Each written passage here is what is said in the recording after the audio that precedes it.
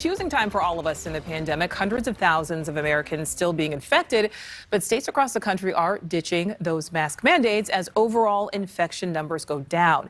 And just today, Disney World announcing face coverings will be optional for vaccinated guests. But when it comes to flying, masks are still required.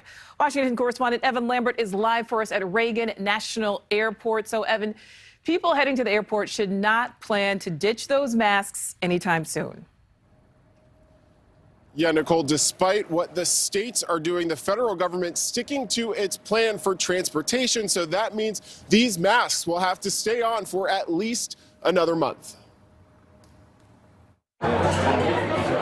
While several states, many headed by Democrats, have removed or announced soon-to-come changes to sweeping indoor mask mandates, that does not apply to transportation regulated by the federal government.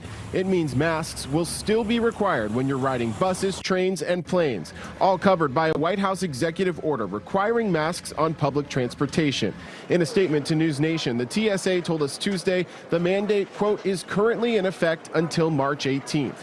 But it conflicts with state laws in most of America. Only a handful of states still require masks indoors: Hawaii, Washington, Oregon, New Mexico, Illinois, and D.C. Airlines have pushed back for months. Before the height of the Omicron surge, airline CEOs testified before a Senate committee suggesting masks on planes don't do much. I think the case is very strong that masks don't add much, if anything, in the air cabin environment. It's very safe and very high quality compared to any other indoor setting.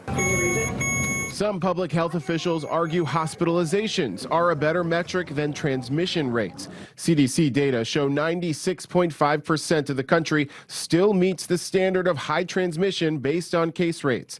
The CDC director saying last week, despite hospitalizations dropping dramatically from record highs, they haven't fallen enough. Our hospitalizations are still high. Our death rates are still high. So as we work towards that and as we are encouraged by the current trends, we are not there yet.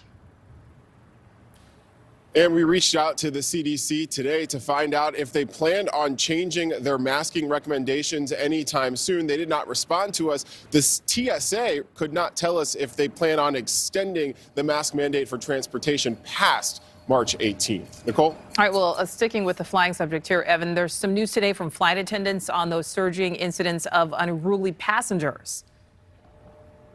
Yeah, Nicole, the Association of Flight Attendants is calling for a national no-fly list for those passengers who are convicted of unruly incidents aboard aircrafts. Now, this is something that Delta's CEO also recently requested of the Department of Justice. So far, 8 Republican senators wrote a letter to the Attorney General saying that they would not support such a no-fly list. Yesterday, I reached out to DOJ to find out what the status of that was. They did not respond to us. We'll keep asking. Nicole? Yeah, that video we saw playing next to you, always just so unbelievable. Evan, thank you for that. Thank you for watching. Click the red subscribe button below so you can get more of NewsNation's fact-driven, unbiased coverage.